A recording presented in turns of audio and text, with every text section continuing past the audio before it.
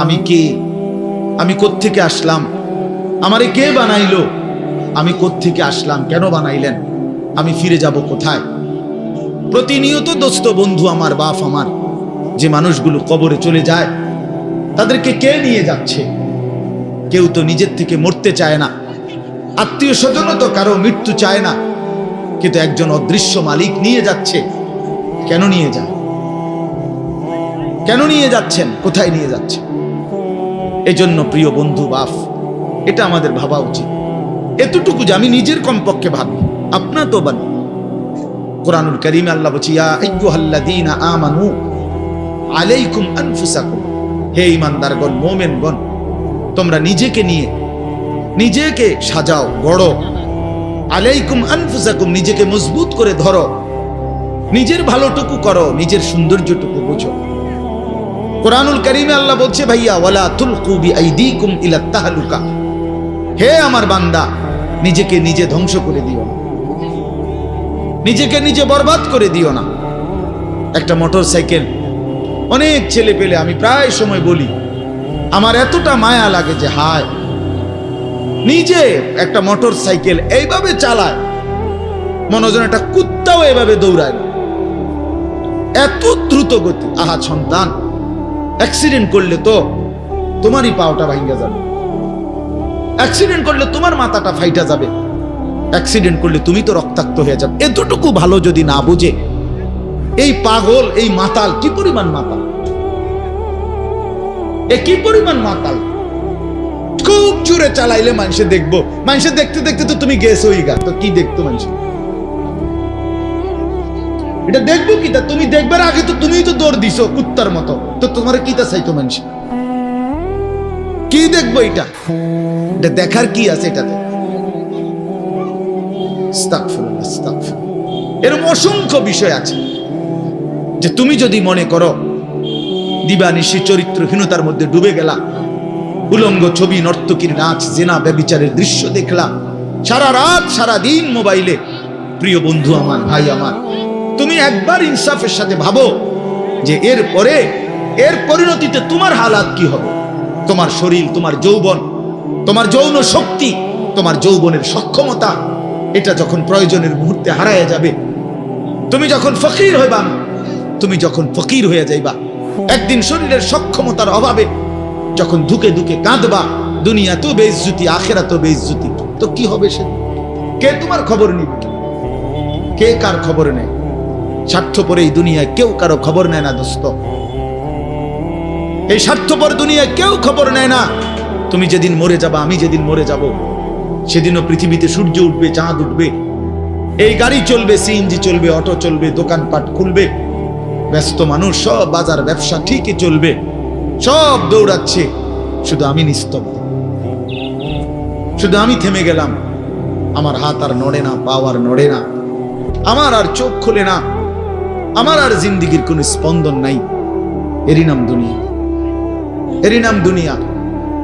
বিকাল বেলা যারা জানাজা পড়ছে, এই স্ত্রী ছেলে কাঁদছে সারাদিন বাপের জন্য, স্বামীর জন্য, এই মানুষগুলোই রাত্র 9টায় আবার পাশের বাড়ির থেকে রান্না করে আনছে, এরাই পেট ভরে ভাত খাইতেছে। এর নাম দুনিয়া, এর নাম দুনিয়া, এর নাম দুনিয়া। এই মানুষগুলো তো একদিন উপাস থাকলো না, আপন সন্তান, আপন স্ত্রী, তাহলে ধোকার এই দুনিয়া কার জন্য সাজাই? কার জন্য বলেন? বলেন কার জন্য? ইয়ালামুনা যাহিরাম মিনাল হায়াতিদ দুনিয়া ওয়া হুম আনিল আখিরাতি হুম গাফিলুন। আল্লাহ বলে, বান্দা, দুনিয়ার জীবন তো খুব বুঝলা, কিন্তু আখিরাতের ব্যাপারে গাফিল হয়ে রইলা। আমার ছেলেরা, তোমরা বলো ভাই, তোমরা যারা খোদার 365 দিনে একটা বছরে কোনোদিন ফজরের নামাজ কোনোদিন পড়ো নাই, তোমার এই পরিণতি, তোমার এই গন্তব্য শেষ কোথায় তুমি বলো? ইনসাফের সাথে তোমার বিবেককে, প্রিয় বন্ধু, 1 মিনিটের জন্য আমি তোমার বিবেককে বললাম, তুমি বলো, সারাদিন যে উলঙ্গ ছবি দেখলা, সারা রাত যে নর্তকীর ছবি দেখলা, এরপরে তোমার গন্তব্য কোথায়? থামবা কোথায়? তুমি কোথায় গিয়ে থামবা? তোমার পরিণতি কি? তোমার টার্গেট কি? এই নাচ, এই গান, এই ছবি, এই জেনা, এই ব্যভিচার, এই মদ, এই জুয়া, এই ফেন্সিডিল, এই ইয়াবা। আরে নাফরমান, তোরে শেষ পর্যন্ত কোথায় গিয়ে থামাবে? তোরে একটা জানোয়ার ছাড়া, একটা কুকুর বিড়াল ছাড়া, একটা হাইওয়ান ছাড়া আর কিচ্ছু বানাবে না। তোরে একটা নর পশু বানায় দিবে। চরিত্রহীন মানুষ থাকে না, লম্পট কোনোদিন মানুষ হয় না। মদখোর, নেশাখোর, জুয়ারি, ফেন্সিখোর, বাবাখোর, ডাইলখোর, ইয়াবাখোর, ফুট্টাখোর, হারামখোর, ওই মানুষ থাকে না, ওই জানোয়ার হয়ে যায়। জানোয়ার, জানোয়ার হয়ে যায় বেটা, জানোয়ার হয়ে যায়। যে কপাল সেজদা দেয় না, সে কপাল, যে মানুষ মানুষ হয়ে সেজদা দেয় না, আল্লাহর কসম, আল্লাহ তাআলা কোরআনে বলছে, ইবলিস তুই সেজদা দিলি না, আজকের থেকে তুই শয়তান। এজন্য যে কপাল সেজদা দেয় না, সে মানুষ নয়, শয়তান। শয়তান বেটা, তুই বেটা শয়তান, শয়তান, এটা শয়তান।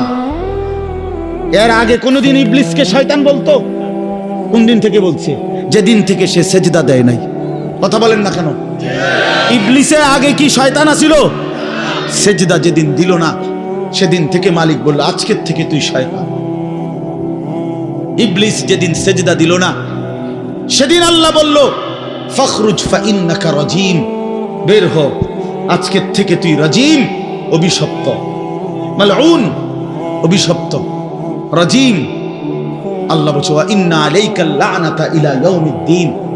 ইবলিস তুমি সেজদা দিলা না, মনে রেখো আজকের থেকে কিয়ামত দিবস পর্যন্ত তোর উপরে আমি আল্লাহর লানত।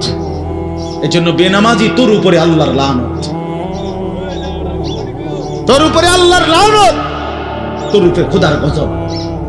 আল্লাহর লানত যার উপরে, সে সুখ পায় না। ওই মালিকের সাথে গাদ্দারি করে সুখ মেলে না।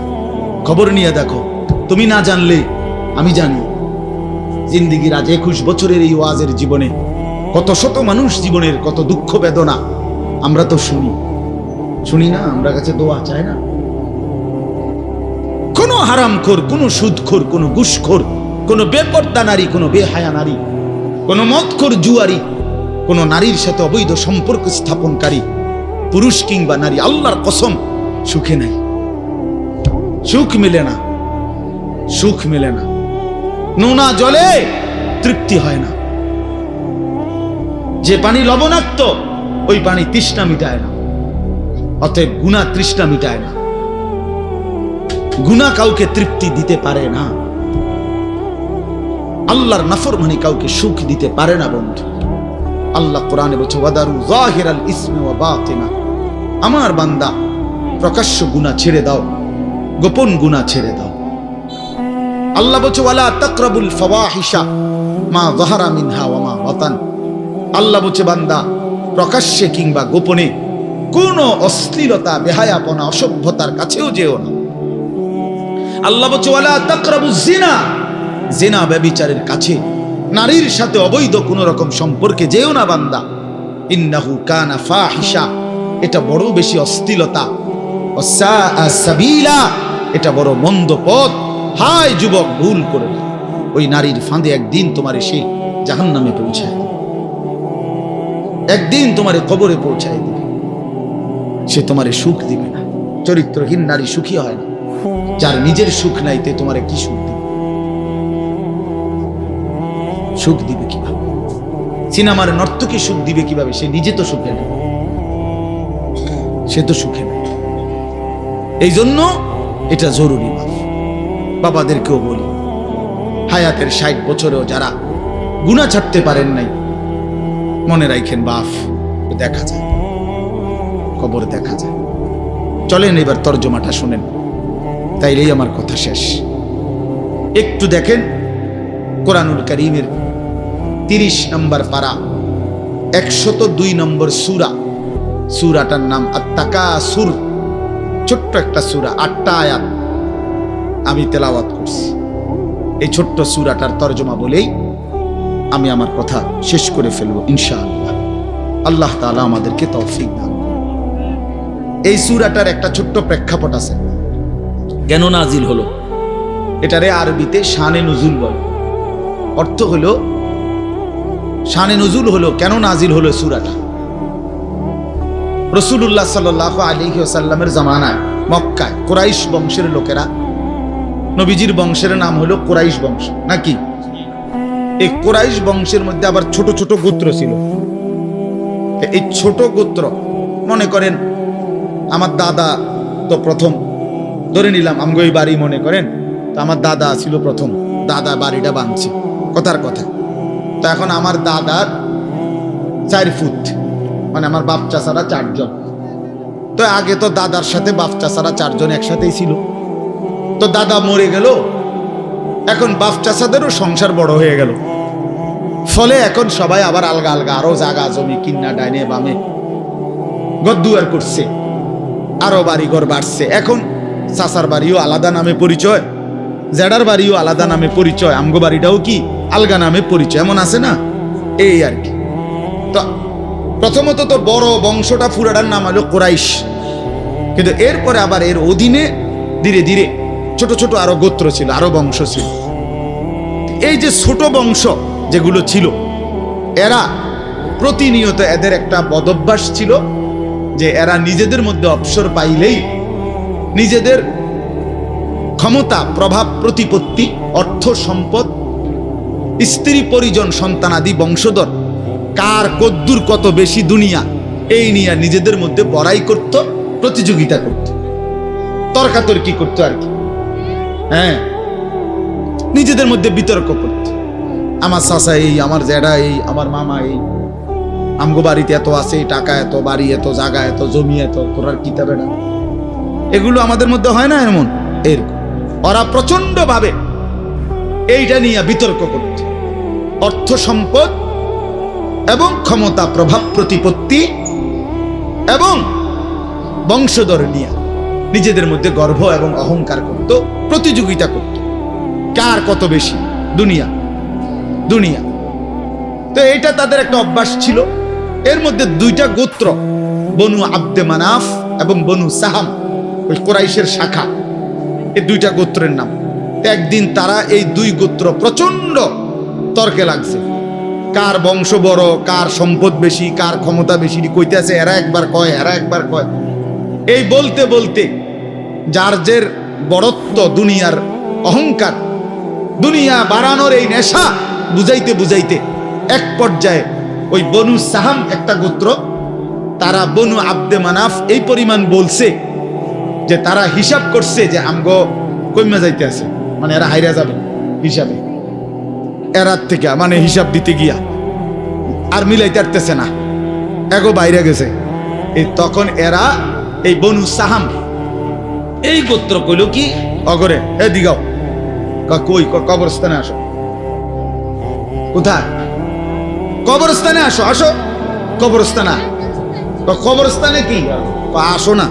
তা আইসা এবার কবরস্থানের সামনে আইসা তাগো ওই মুর্দা যারা কবরে তাগো বংশের এবার এই হ্যাগো হিসাব দেয়া গেছে। এই বেটা আমার চাচা মরলে কি হইছে, চাচা কি আছিল তুই জানোস? আমার দাদা মরলে কি হয়েছে বেটা? হ্যাঁ, আমার দাদার ভয়ে দাদা নিজে কাঁদতো বেটা। তার মানে এবার অহংকার করতে করতে, দুনিয়ার বড়াই বুঝাইতে বুঝাইতে, জীবিত দিয়ে আর হিসাব না মিলাইতে পাইরা কই গিয়া পড়ছে? কবরস্থানে গিয়া পড়ছে। এদের এই মন্দ আচরণ আল্লাহ তাআলা নারাজ হয়ে আল্লাহ তাআলা তখন এই আচরণের কারণে কোরআনুল কারীমের এই সূরাটা নাজিল করছেন। 102 নম্বর সূরা আত-তাকাসুর নাজিল করে আল্লাহ বললেন, হায় বান্দা কি করছো, করছোটা কি? এইনি কাজ ছিল, এইনি কথা ছিল তোমাদের। দুনিয়া বাড়ানোর নেশা, দুনিয়ার প্রতিযোগিতা, সম্পদ, বংশধর, এই গর্ব, এই বড়াই, এই হিসাব তোমাদেরকে ডুবাইয়া দিল, আখিরাত তো ভুলাইয়া দিল।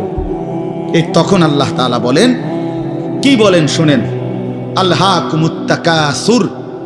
আলহাকুম এই শব্দের 2টা অর্থ, শাগালাকুম ও আনসাকুম। আল্লাহ তাআলা বলেন, হায় আলহাকুম তোমাদেরকে ব্যস্ত করে ফেললো দুনিয়া, আর আনসাকুম আল আখিরা তোমাদেরকে আখিরাত ভুলাইয়া দিল। তোমরা কবর ভুলে গেলা, হাসর ভুলে গেলা, পরকালের হিসাব ভুলে গেলা, আখিরাত ভুলে গেলা। আর দুনিয়ার মধ্যে ডুবে গেলা। কি কারণে ডুবলা? কি কারণে আখিরাত ভুললা? আত-তাকাসুর, এই বাড়ানোর প্রতিযোগিতা।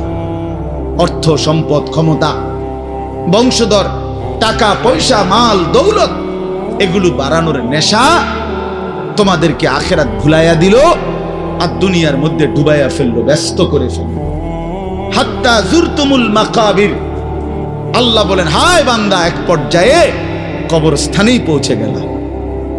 এর ডাইরেক্ট কথা, শেষ পর্যন্ত কবরস্থানে চলে গেলা। অহংকার করতে করতে, বড়াই করতে করতে, দুনিয়া সাজাইতে সাজাইতে, দুনিয়া মিলাইতে মিলাইতে। এ কথার দুই অর্থ। এবার এক হলো সরাসরি ওদেরকে বলছে কাজটা তোমরা ভালো করলা না, আরেকটা হলো আমাদের সবাইকে বলছে আমার বান্দারা, তোমরা যারা এই পরিমাণ দুনিয়া নিয়ে ব্যস্ত হইলা, দুনিয়া সাজাইতে লাগলা, যে এক পর্যায়ে এই দুনিয়া সাজাইতে সাজাইতেই হাত্তা জুরতুমুল মাকাবির, কবরে পৌঁছে গেলা, একদিন মরে গেলা, অথচ আখিরাতের কোনো পুঁজি নাই, কবরের কোনো সামান নাই। কামটা কি করল? কামটা কি করল? কাজটা কি করলা বান্দা? কি করল? হায় বান্দা, 60 বছর বয়স, আজও আখিরাতের পুঁজি কই? 30 বছর, আজও আখিরাতের পুঁজি কই? এরই মধ্যে তো একদিন কবরেই পৌঁছে যাবে। কবরেই, এই যে দেখেন কবরবাসীদের রুহের মাগফিরাত কামনায় মাহফিল, আমি এই জন্যই আয়াত করছি। পুরা কোরআনুল কারীমের মধ্যে এই একবারই কবর এই শব্দটা আছে এই সূরার মধ্যে একমাত্র। হাত্তা জুরতুমুল মাকাবির, এই কবরস্থান, কবর, এই কথাটা কোরআনের এই সূরাতেই আছে। আল্লাহ তাআলা বলেন বান্দা, দুনিয়ার লোভে ডুবে আখিরাতকে ভুলে তুমি বাড়ানোর নেশা, তোমার প্রতিযোগিতা, আরো চাই আরো চাই আরো চাই আরো চাই, এটা তো একদিন তোমার কবরস্থানেই পৌঁছায় দিল। কবরস্থানে পৌঁছায় দিল। আমার বাপ, আমার বন্ধু, আমার জওয়ান সাথী, সবাই নিয়ে ভাবি, আমিও আপনিও ইনসাফের সাথে। দুনিয়া আমারে কি পরিমাণ ব্যস্ত করে দিল। 60 বছরের বয়স্ক মানুষ, 70 বছরের বয়স্ক মানুষ, হিসাব শুধুই দুনিয়া। হিসাব করতেছে এখনো দুনিয়া। দুনিয়া মিলছে খুশি, দুনিয়া মিলে নাই খুশি। যখন দুনিয়া মোটামুটি ঘুষাইতে পারছে তৃপ্ত, আর দুনিয়া ঘুষাইতে পারে নাই অতৃপ্ত। অতৃপ্ত অসংখ্য মানুষকে শুনবেন দুনিয়া ঘুষাইয়ে ফেলছে। 3টা ছেলে বিদেশ পাঠাইছি হুজুর, 4টা মেয়ে বিয়ে দিছি, বাড়িতে একটা বিল্ডিং করছি, 4টা রুম, ভিতরে 2টা বাথরুম, আল্লাহর রহমতে রাস্তার লগে কুদ্দুর জায়গা কিনছি, ব্যাংকেও কিছু টাকা পয়সা জমছে, বাজার সদাই কইরা খাইয়া পইরা আল্লাহর রহমতে আমনগো দোয়ায় 10 জনের দোয়ায় ভালো আছে। খালাস, জিন্দেগি মিলে গেছে, জীবনের টার্গেট অর্জন হয়ে গেছে। চাচা চাচা তৃপ্ত, 60 বছরের বয়স্ক বাবা তৃপ্ত হয়ে গেছে। তার পৃথিবীতে আসার উদ্দেশ্য অর্জন হয়ে গেছে। পৃথিবীতে আসছিল ফোলাদ বিদেশ পাঠাইছে। পৃথিবীতে আসছিলেন মেয়ে বিয়ে দিতে, মেয়ে বিয়ে দিছে। দুনিয়ায় আসার 60 বছরের একটা টার্গেট ছিল, একটা বিল্ডিং করবে, বিল্ডিংটা হইছে আলহামদুলিল্লাহ। আর তো চাচা কবর, হাসরের ময়দান, ফুলসেরাত, মিজান, আমল নামা, জান্নাত জাহান্নাম, এগুলো কার জন্য? এগুলো কার জন্য?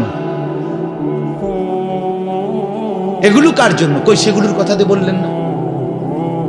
ইয়ালামুনা যাহিরাম মিনাল হায়াতিদ দুনিয়া। দুনিয়া তো খুব বুঝলা বান্দা, ওহুম আনিল আখিরাতি হুম গাফিলুন, আখিরাতের ব্যাপারে তো গাফিল হয়ে রইল। যুবক ছেলে, তোমাদের হালাত কি? তোমরা মনে করছো তোমাদের লজ্জাস্থানের যৌনতার একটা শাহওয়াত আছে, চাহিদা আছে। এই চাহিদাটা যদি পূরণ হয়, নারী, ছবি, বন্ধুদের অসৎ আড্ডা, মোবাইলের অশ্লীল ছবি, এই জেনা ব্যভিচারের যে কোনো সুযোগ কিংবা কোনো অসভ্যতা নোংরামির কোনো সুযোগ পাইছ, জীবন উপভোগ করতেছ, খালাস খালাস। কোথায় নামাজ, কোথায় আখেরাত, কোথায় মৃত্যু, কোথায় কবর? আহা বাফ, কিছুই মনে করে, কিছুই মনে করে, কিছুই মনে করাইল। এরই নাম জিন্দিগি, এরই নাম মুসলমান। এখানেই জীবনের সমাপ্তি, আর কিছু নাই। কবর বলতে কিছু নাই, আখিরাত বলতে কিছু নাই। আল্লাহ তাআলা বলেন, বান্দা আল্লাহকুমুত তাকাসুর, আহা বান্দা দুনিয়ার নেশা তো তোমাদেরকে ভুলায় দিল আখিরাত। হাত্তা জুরতুমুল মাকাবির, এরই মাঝে তো একদিন কবরেই পৌঁছে গেল। একদিন কবরে পৌঁছে তুমি তো উপলব্ধি করবা, কাল্লা সাউফা তা'লামুন সুম্মা কাল্লা সাউফা তা'লামুন। আল্লাহ তাআলা বলে, বান্দা শোনো, সাবধান, কাজটা ভালো করলা না, দুনিয়ায় ডুবে গেলা, আখিরাত ভুলে গেলা। সাউফা তা'লামুন, দুইবার বলছে একটা কথা আল্লাহ। অল্প সময়ে তুমি জানতে পারবা, অল্প সময়ে তুমি জানতে পারবা। তাফসীরের মধ্যে লিখছে দুইবার কেন বললো আল্লাহ? আল্লাহ বলেন, হে নাফরমান বান্দা, তোমারে আমি একবার কবরে আযাব দিয়া বুঝাবো তোমার এই নাফরমানির পরিণতি কি, আরেকবার হাসরে নিয়া জাহান্নামের আযাব দিয়া বুঝাবো তোমার এই নাফরমানির পরিণতি কি। তুমি সেদিন বুঝবা বান্দা, আমার কবর কি, আমার আখিরাত কি। রাসূলুল্লাহ সাল্লাল্লাহু আলাইহি ওয়াসাল্লাম বলেন, নাফরমান যখন কবরের প্রশ্নের জবাব দিতে পারবে না, তো আল্লাহ তাআলার পক্ষ থেকে ফেরেশতাদেরকে বলবে, আফরিশুহু মিনান নার ওয়ালবাসুহু মিনান নার ওয়াফতাহু লাহু বাবান ইলান নার। আমার বান্দার কবরের মধ্যে জাহান্নামের বিছানা বিছিয়ে দাও, জাহান্নামের পোশাক পরিয়ে দাও, জাহান্নাম বরাবর দরজা খুলে দাও। ফেরেশতারা এই তিনটা কাজ করে এই ফেরেশতারা সরে যাবে। আল্লাহর নবী সাল্লাল্লাহু আলাইহি সাল্লাম বলেন, কবর তখন তাকে একটা চাপ দিবে, এই চাপে এই ব্যক্তি ডান পাশের মাটি বাম দিকে, বাম দিকের মাটি ডান দিকে, এইভাবে আইসা চাপ মারবে। আল্লাহ রাসূল বলে, ডান পাশের হাড্ডি পাঁজরের এই সাটনার হাড্ডি ভাঙ্গা বাম দিকে ঢুকে যাবে, বাম দিকের গুলো ডান দিকে। উদাহরণ দিয়ে বুঝাইছে নবী, হাত্তা তাখতালিফা আদরাউহু, এভাবে দুই আঙ্গুল যেমন একটা আরেকটার মধ্যে ঢুকে যায়, হাড্ডি পাঁজরের গুলো এইভাবে একটা আরেকটার সাথে ঢুকে যায়।